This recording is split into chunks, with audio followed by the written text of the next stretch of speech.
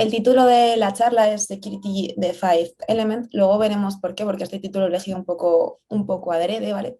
Bueno, como ya me ha presentado esta parte, me la voy a ahorrar. Sí que es cierto que, bueno, os dejo mi contacto tanto de LinkedIn como de Twitter, pues si a raíz de la charla luego salen algunas dudas que nos hagan en el momento, etcétera, pues bueno, siempre me podéis contactar por ahí. Y bueno, también os dejo el link de Keeper, la empresa en la que actualmente trabajo, pues por si queréis ver lo que hacemos, las vacantes que tenemos, etcétera, pues está ahí también en la diapositiva.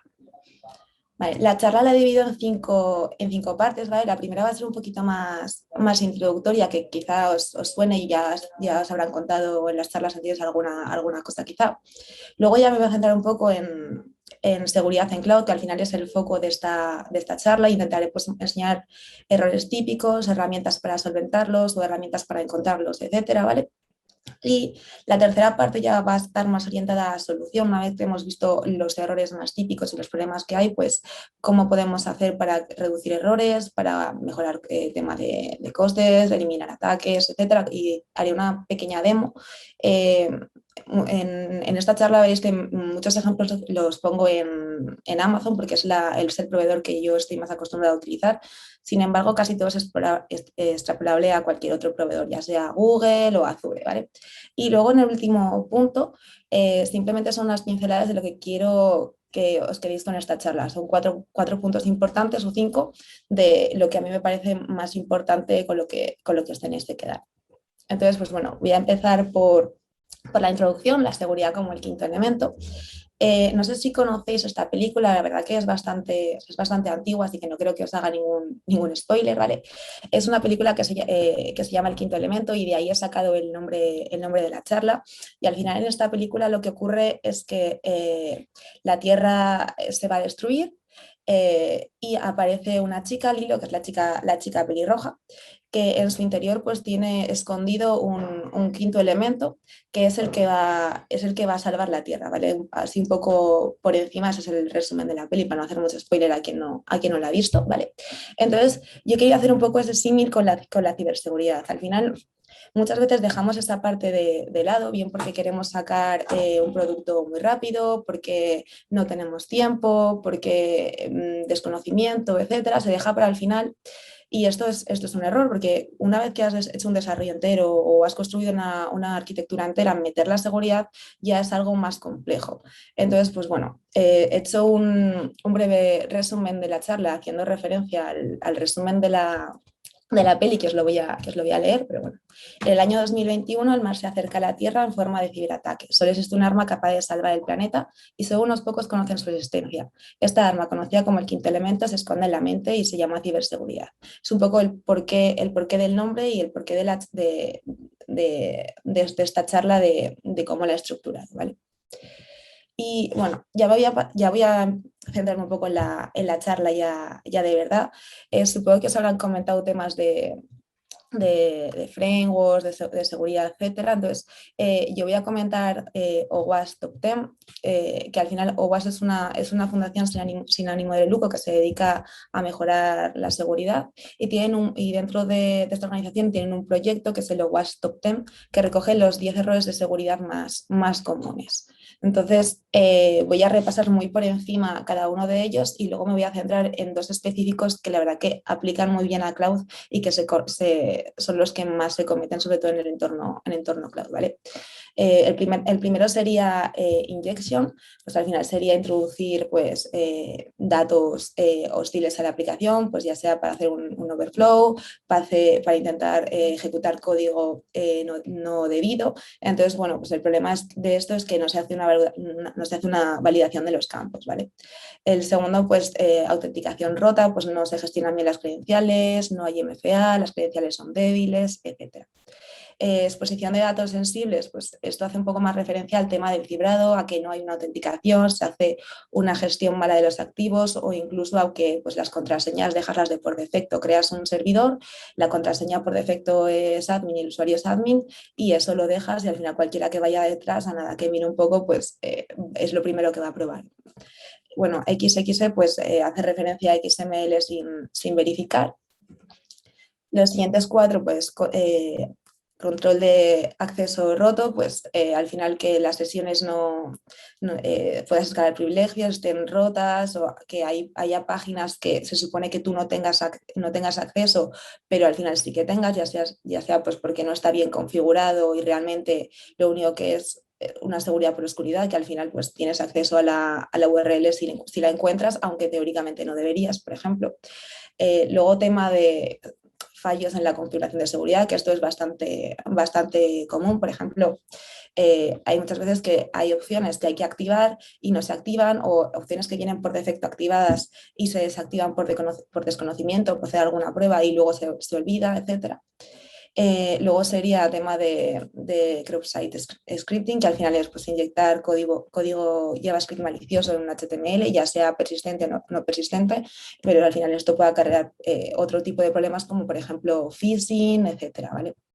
Y luego, pues, deserialización segura de datos, pues transformar datos en un objeto sin hacer ningún tipo de comprobación.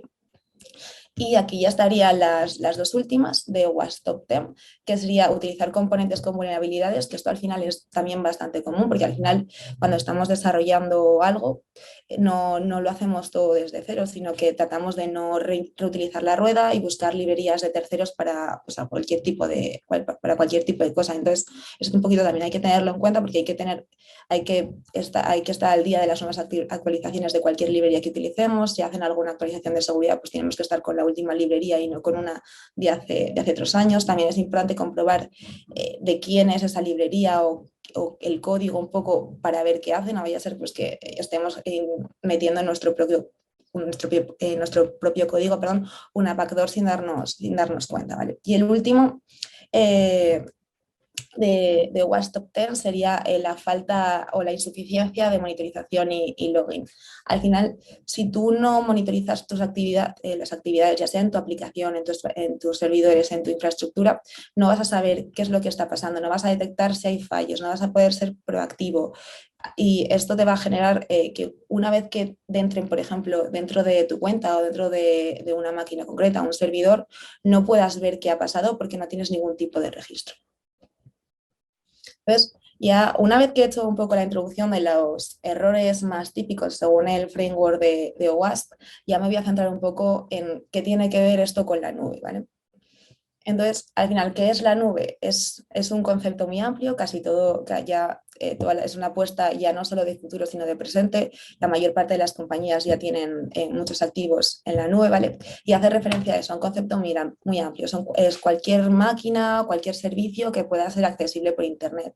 Ya no es solo un servidor concreto, un servicio concreto, también pueden ser, por ejemplo, bases de datos, cualquier cosa, ¿vale? Existen dentro de la nube existe lo que se llaman los modelos de servicio y esto depende un poco de qué es lo que gestiona el cliente o el usuario y qué es lo que gestiona el proveedor. Por ejemplo, en el caso tradicional sería el on-premise, que el cliente es el que gestiona todo y ya no tiene nada en la nube, tiene su data center con sus servidores, gestiona las configuraciones y gestiona todo. Luego estaría el siguiente paso, que sería infraestructura como servicio, en el que, por ejemplo, la parte de virtualización, la parte de servidores y la parte física ya la gestiona un proveedor y tú solo te encargas elegir el sistema operativo y las aplicaciones, etcétera. Por ejemplo, en el caso de Amazon, pues podría ser una instancia F2. El siguiente nivel ya sería plataforma como servicio. En este caso ya lo único que gestionas es tu aplicación. Por ejemplo, servicios de este tipo sería Heroku, en el que tú simplemente despliegas el código y ya estaría todo levantado. O en el caso de Amazon, pues Beanstalk. Y ya el último caso en el que ya el cliente no tiene que gestionar nada es el caso de software as a service. Y esto ya, por ejemplo, podría ser desde un Drive, un servidor de correo, etcétera. Ya no tienes que hacer nada, sino que el proveedor es el que se encarga de todo, de las máquinas, de la aplicación, de los datos, etcétera. Y otro tema relacionado con la nube es el modelo de despliegue, que hay tres tipos principales. Privada, que al final tengas tu cloud tú en tus propios servidores, en tu infraestructura. Híbrida, tengas parte en tu infraestructura y parte en un proveedor público. Y público tienes el 100% de tu infraestructura gestionada por un proveedor. Porque he contado los modelos de servicio y los modelos de despliegue. Al final la seguridad también un poco cuando la aplicas a la nube va a depender un poco de cómo tengas tú estos modelos. Al final si tus aplicaciones y tu infraestructura es 100% pública, pues allí ya dependes 100% del proveedor de servicios que hayas elegido. Si la tienes privada, pues vas a tener que gestionar tú todo el tema de la seguridad. Y si tienes híbrida, ya son dos puntos que tienes que gestionar. La seguridad con el proveedor, la seguridad de tu red, bueno, y un tercero que sería la comunicación entre ambas. Entonces hay que tener un poco tanto los modelos de despliegue como los modelos de servicio a la hora de planear la seguridad en la nube. Luego también está el tema de modelos de responsabilidad compartida. El proveedor de servicios siempre se hace cargo de una parte. Yo he puesto el ejemplo de Amazon porque, como comentaba al principio, es la nube que yo más uso, pero sí que es cierto que esto es extrapolable al resto y cada una pues tendrá este modelo de responsabilidad definido en cada una de su documentación. Entonces, bueno, aquí lo que se dice es, oye, en este caso, pues AWS se hace cargo de esto, pero tú como usuario o cliente te tienes que hacer cargo de esto otro. Por ejemplo, yo me voy a encargar de proteger mis data centers, de poner seguridad, de poner cámaras de vigilancia, etcétera. Pero tú vas a tener que encargarte de configurar el cifrado de datos para que si por algún casual alguien consigue acceder a mi data center físicamente, tú hayas puesto otra medida. Y aquí como ejemplo que yo creo que es bastante claro, ¿vale? Supongo que todo el mundo lo sabrá, pero bueno, si no lo comento por encima, una instancia de C2 al final es un servidor virtualizado al que tú puedes acceder y puedes desplegar elementos. Un servidor web o cualquier aplicación, pues la puedes meter dentro. No es más que un servidor que nos ofrece AWS, ¿vale?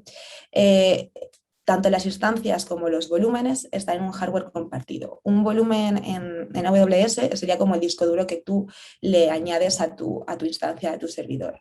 Y, por ejemplo, AWS lo que hace es que cuando tú eliminas una instancia, ese volumen que está en un hardware compartido se libera, queda libre para que otro usuario pueda adquirir esa porción de memoria, pero lo que no hace es limpiar los datos que tú ya tienes hasta que son adjuntados a una instancia de otro cliente.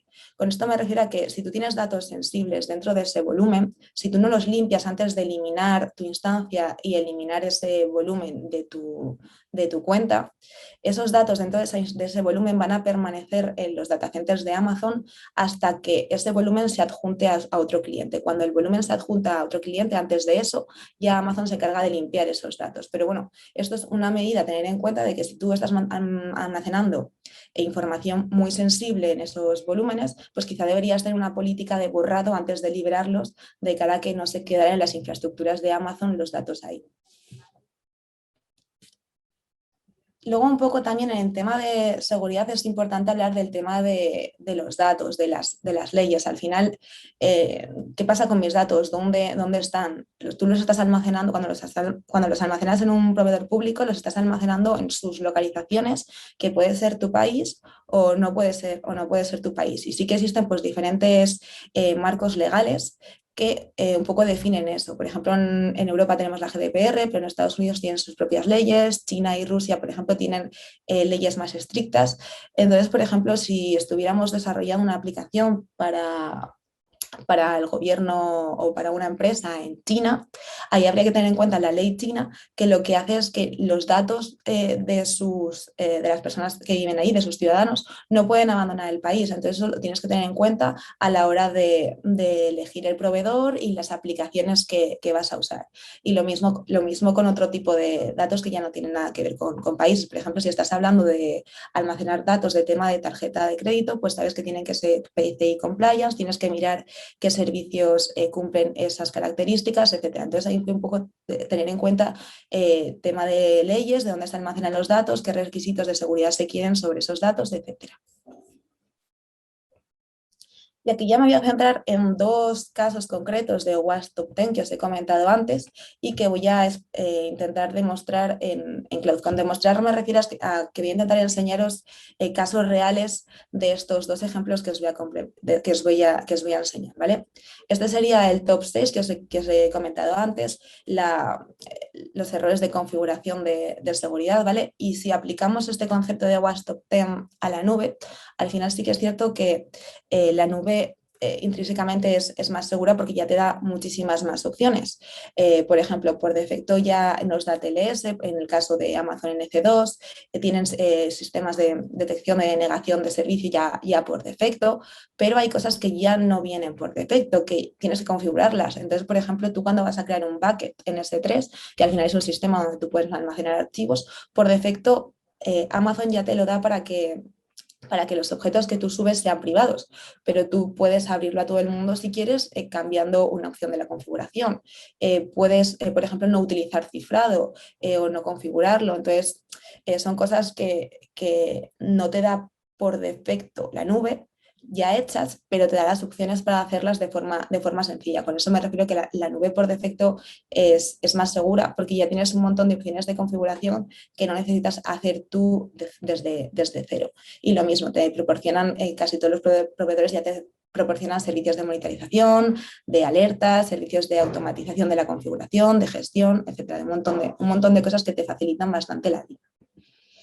Y bueno, con esto al final pues es un poco eso, que si no configuramos correctamente los servicios o por desconocimiento cambiamos configuraciones que a priori son seguras, pues está claro que solo puede ocurrir una cosa, que al final pues haya fugas, haya problemas, haya errores, nos comprometan máquinas, se les pongan credenciales, es decir, que al final pues las cosas exploten. Y el segundo ejemplo del que quiero hablar también de OWASP es el top 10, que es la insuficiencia de monitorización y login. Al final es un poco lo que he comentado. Si tú monitorizas y haces login, vas a poder ser proactivo, vas a poder detectar, vas a poder analizar a posteriori e incluso vas a poder automatizar tareas que sin este tipo de cosas no vas a poder hacer. Luego lo veremos un poco más adelante. Y bueno, esta frase sí que es cierto que me hizo mucha gracia cuando la busqué en internet, ¿vale? Que la estupidez humana es lo que hace que los hackers siempre ganen. Y entonces, pues bueno, ahora voy a poner varios ejemplos, ¿vale? De cómo, por ejemplo, ver servidores inseguros, en tema nube, etcétera, ¿vale? Y algunas técnicas para ello. Por ejemplo, Well.org, que es seguramente la conoceréis todos y es bastante sencilla. A veces también se llama well hacking, ¿vale? Simplemente que es una técnica que se aprovecha de las búsquedas en Google para encontrar pues, diferentes vulnerabilidades y agujeros de seguridad. Os he dejado una página web en la que ya tenéis un montón de consultas de Google Docs ya prehechas por un montón de topics y las podéis usar directamente, ¿vale? Y ahora ya voy a poner, por ejemplo, casos concretos.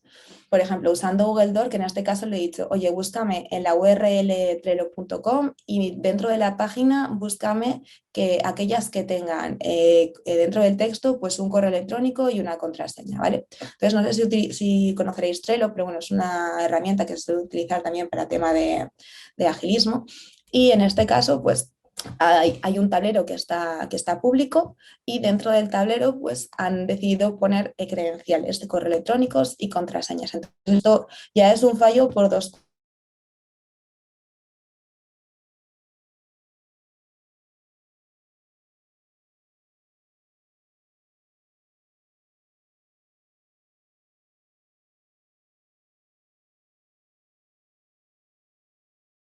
millones de herramientas, millones de gestores de contraseñas que puedes utilizar, incluso colaborativos, para compartir con otros equipos y otras personas que necesitas una autenticación o otro tipo de elementos y ya no se quedan las contraseñas en claro. Otro, Otro ejemplo sería este, en el que estoy buscando URLs que tengan configuraciones de impresoras, ¿vale? Y en este caso, pues he podido acceder a una impresora HP que está online, está en la web y es accesible a través de Internet, ¿vale? Y pues como mala configuración no tenían ni usuario ni contraseña, con lo cual una vez que accedes a la IP de la impresora, pues entras hasta dentro, entras hasta la cocina, ¿vale? Y puedes incluso hacer pruebas de impresión, cambiar la dirección IP y cualquier maldad, ¿vale?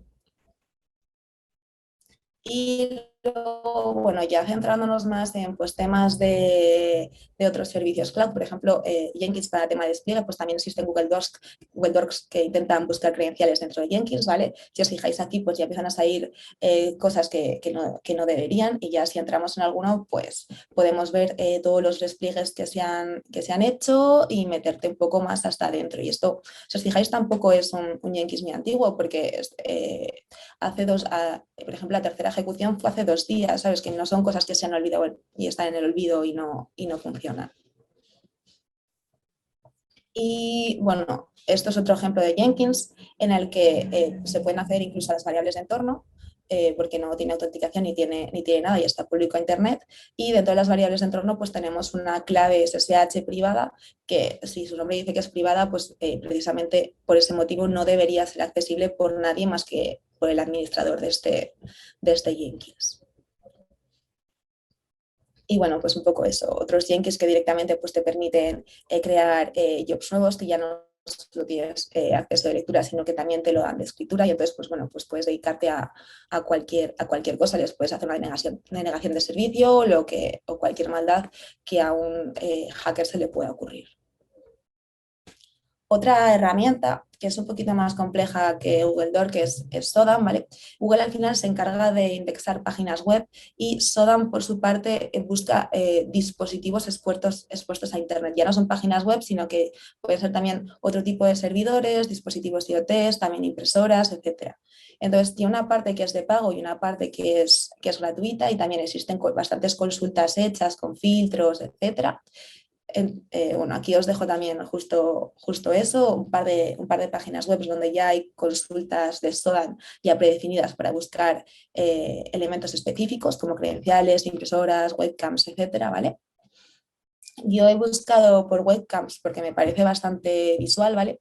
Y en este caso, pues he encontrado un dispositivo IoT conectado a la nube, abierto a todo Internet, sin autenticación ni nada. Es de Santa Cruz de Tenerife y pues nos muestra el interior de un supermercado, ¿vale?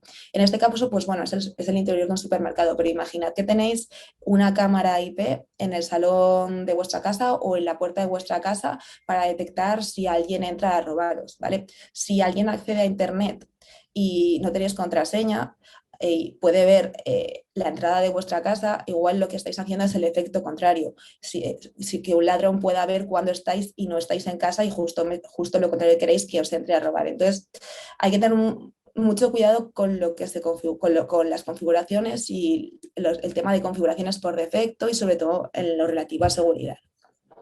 Uy, qué susto, por Dios. Vale. Y bueno, Sodam también tiene tema de bases de datos, ¿vale? Y en este ejemplo, pues he buscado por MongoDB, tema de autenticación, y se puede ver que hay bases de datos sin autenticación a las que tú puedes acceder.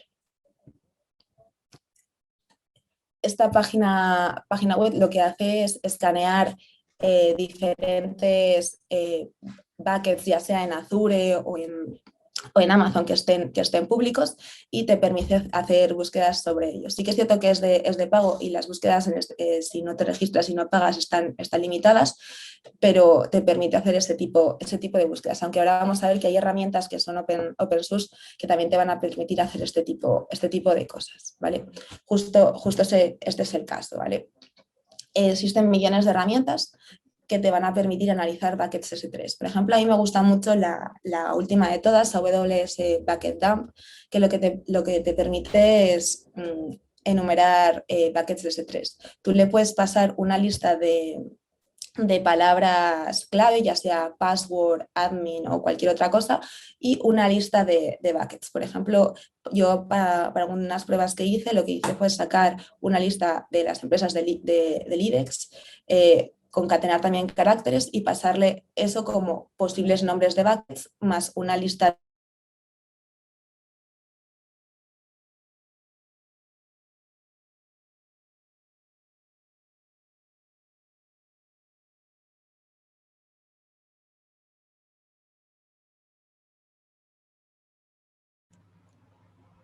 En este caso, pues... Ruth, por favor, una cosa. Si quieres, deshabilítate la cámara porque ha habido un par de veces que te has quedado congelada. Vale. Así igual va un poco más...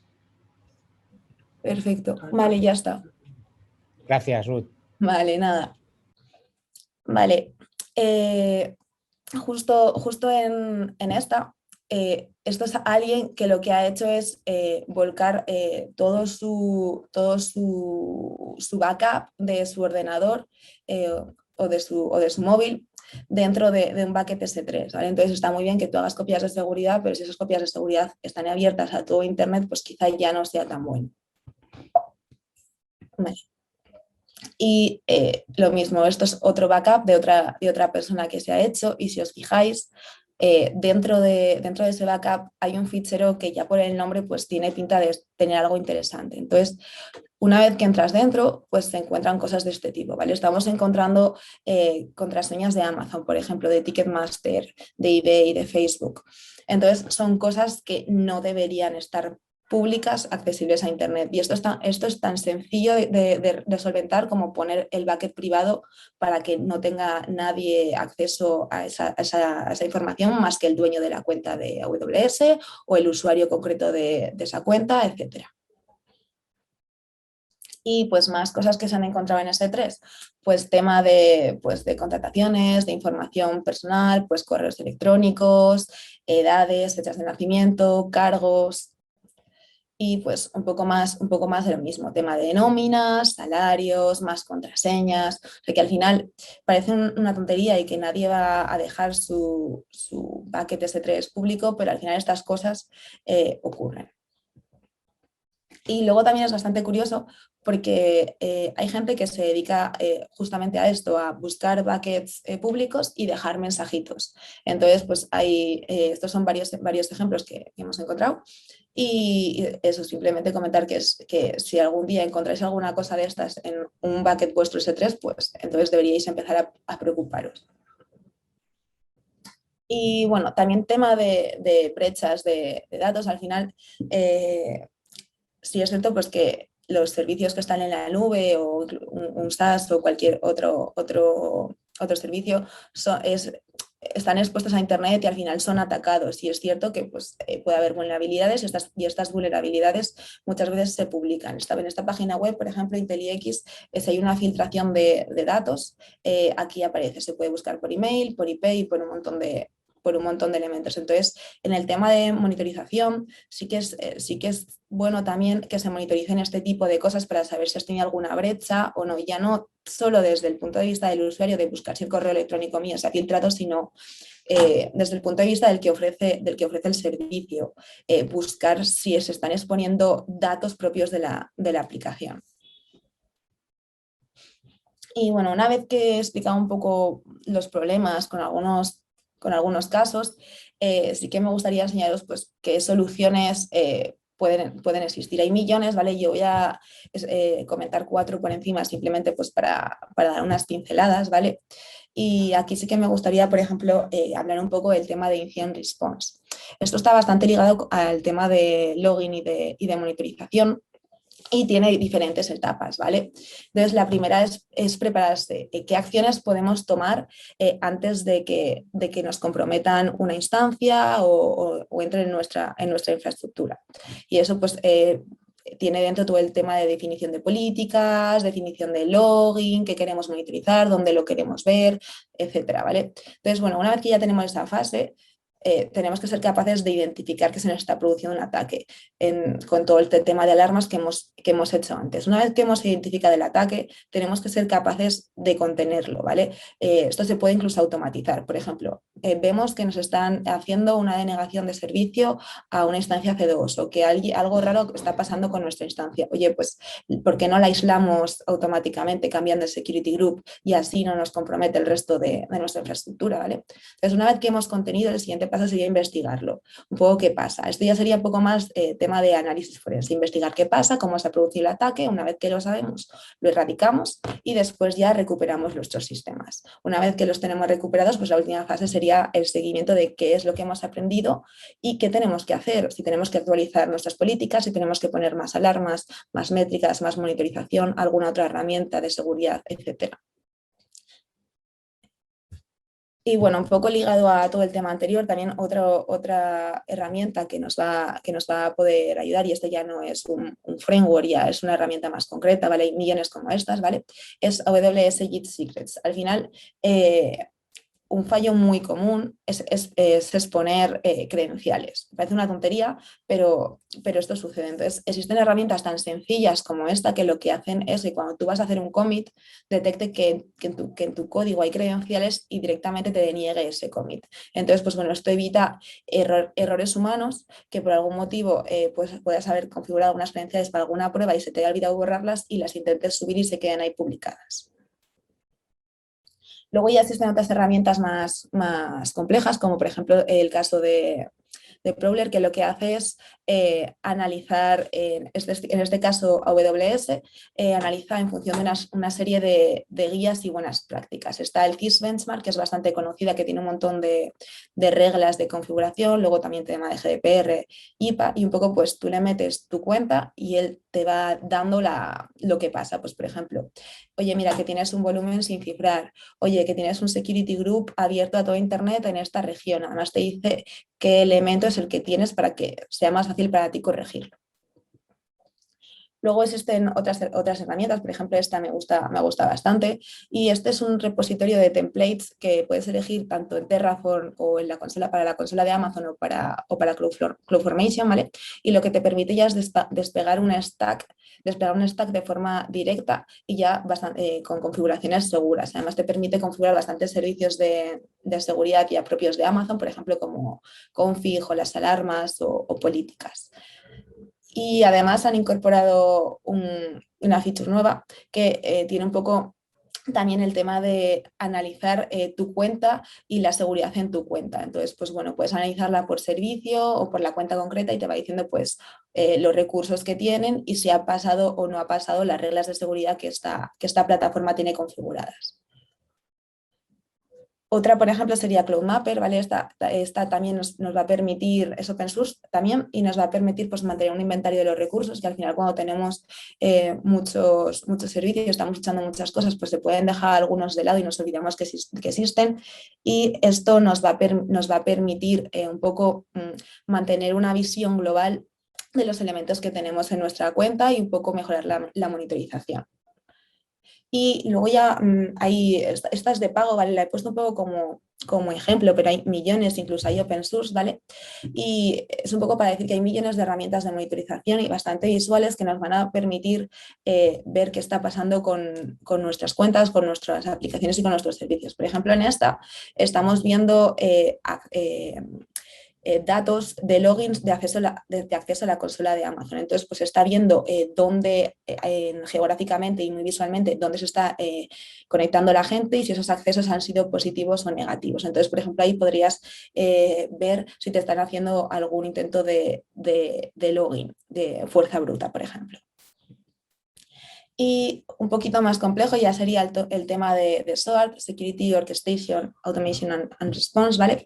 Y son herramientas que mezclan un poco el tema de forense con el tema de automatización de seguridad y login. Entonces, al final te permiten recoger datos de diferentes fuentes, ya no solo de AWS, sino que pueden venir desde un SIEM tradicional, ¿vale? Pero en el caso de AWS, pues podrías enviar los datos y estas plataformas lo que tienen son una serie de playbooks que son programables.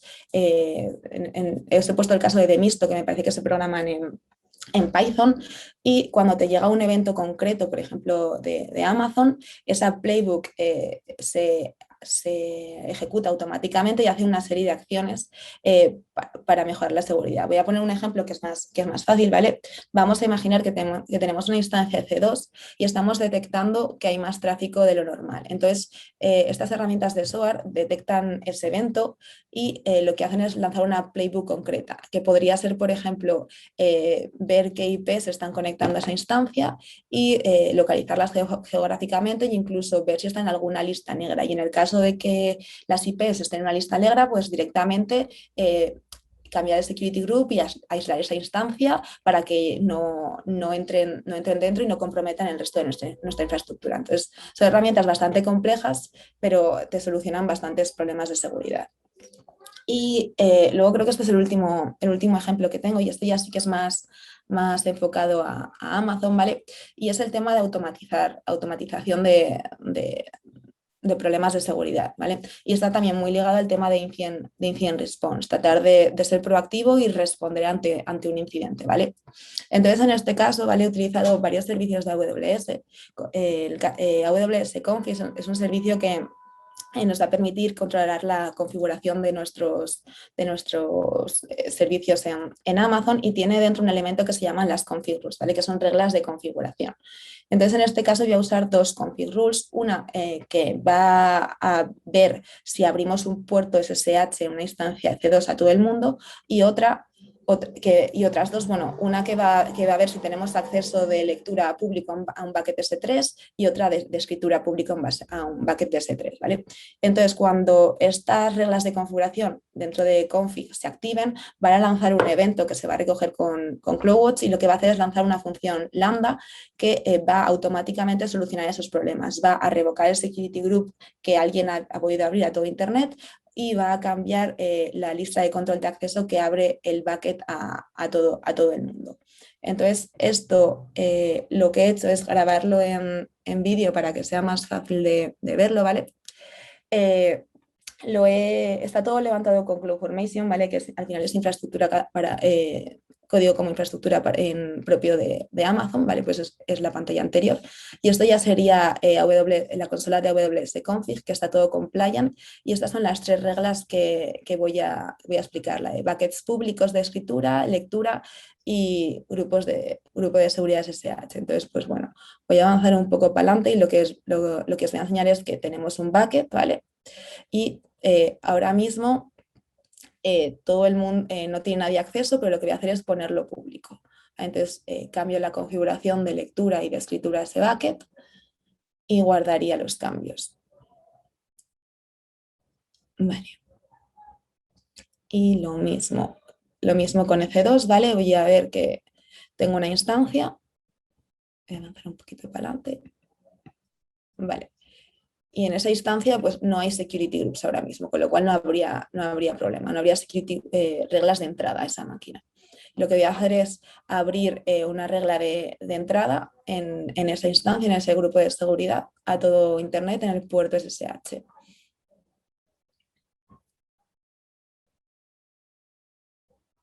Entonces, pues bueno, ahí se ve que se ha quedado ya guardada, y la instancia pues lo mismo. Si nos fijamos, pues ahí ya en seguridad pues tendría la regla de entrada abierta a todo Internet en el puerto 22. Entonces, bueno, si vuelvo un poco al dashboard de AWS Config, veis que de momento las tres reglas están en compliance. Eso es porque AWS Config tarda un poquito en detectar los cambios, ¿vale? Entonces, si lo que hago es esperar un poco, que voy a avanzar el vídeo un poco hasta que detecte que es no compliant. Vale, me he pasado. Vale, aquí ya habría detectado esas tres reglas de configuración, ¿vale? Y lo que voy a hacer es ver qué ha pasado con ese bucket y esa instancia, ¿vale? Ver primero la instancia. Y lo mismo que he hecho antes, voy a seguridad y voy a ver qué pasa. Y ahora si nos fijamos, pues ese security group ha desaparecido. Con lo cual, bien, el problema se ha solventado automáticamente sin que yo haya tenido que hacer nada. Y lo mismo con el bucket de S3, voy a la lista de control de acceso y ya nadie tiene permisos de escritura y de lectura en la lista de control de acceso. Y ahora os voy a enseñar un poco pues, cómo por cómo ha pasado esto, porque se ha solucionado automáticamente, ¿vale? He dicho que teníamos unas reglas de configuración en config que iban a CloudWatch, y CloudWatch, cuando detectara este cambio, iba a lanzar una lambda. Esto es justo lo que tengo configurado aquí. Cuando haya un cambio en las config rules, en el compliance, lo que voy a hacer es lanzar una función lambda. Ahí tendría lambda y SNS. Bueno, SNS lo que hace que no sale en este vídeo es enviarme un correo electrónico a mí para que me entere de que están pasando esas cosas.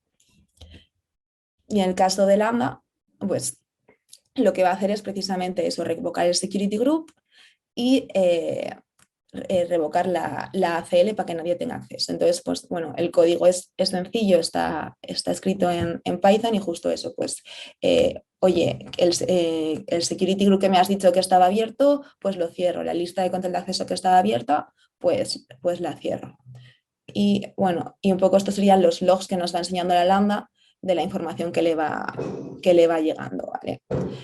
Pero si ya eso, si voy a AWS Config y espero un poco de tiempo, pues voy a ver que mis recursos vuelven a estar compliant otra vez de forma automática sin que yo haya tenido que tocar nada. Y a ver, que me salga de aquí. Vale. Ahí. Vale, ya está. Bueno, este es el repo de GitHub donde está público el código de la demo. Hay algunas demos más, algunas herramientas más. Al final es todo replicable porque está hecho en CloudFormation, y simplemente os lo dejo aquí por si queréis tomarlo de referencia. Y ya llegaría un poco al final, a las lecciones aprendidas, y simplemente comentar cinco puntos concretos, ¿vale? Que la seguridad debe incluirse siempre en los ciclos de desarrollo, porque al final, si la dejas para el final, te vas a olvidar cosas y luego es mucho más complejo meterlo y realmente pierdes mucho más tiempo. Que la automatización es importante porque al final nos va a permitir reducir errores humanos, nos va a permitir ahorrar tiempo. Vas a tener a los analistas de seguridad ocupados en analizar la seguridad y no en detalles tontos que se pueden hacer de forma automática, ¿vale? Es importantísimo también monitorizar todo, conexiones, logs, todo, y generar alarmas para ver qué está pasando y ser proactivos. Y también es bastante importante tener una línea base en las configuraciones, saber cómo queremos tener nuestros recursos. Pues oye, mira, que nadie va a poder abrir un puerto a todo Internet, o nadie va a poder lanzar una máquina de este tipo, cualquier cosa, porque eso nos va a permitir tener un control de nuestros activos. Y luego, pues es importante también tener herramientas de auditoría que nos permitan ver si nos están atacando, las alarmas, un poco centralización, y facilitar un poco sobre todo el tema de visualización. Y bueno, esto sí que sería todo. Muchas gracias por la atención. Muchas gracias, Ruth. Pues tenemos una pregunta, no sé si alguien quiere aprovechar más. Nos indican que, bueno, aparte de las buenas prácticas, ¿qué herramientas nos recomendarías para una correcta implementación evitando las OWASP top 10?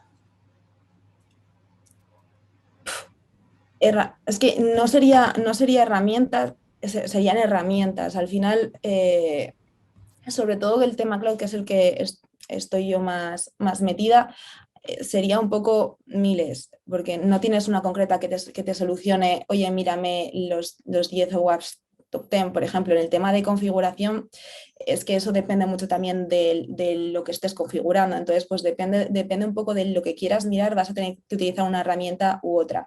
Pero, por ejemplo, en el caso de Amazon, yo utilizaría herramientas tipo Prowler que ya te miran todas las reglas de configuración. Pero si ya estás hablando de tema de inyección, pues vas a tener que utilizar otro tipo de herramientas como Fuzzing, herramientas de Fuzzer, que lo que van a probar es justamente eso, los campos de inyección. Entonces, no existe, ojalá, pero no existe ninguna herramienta clave que te mire todo.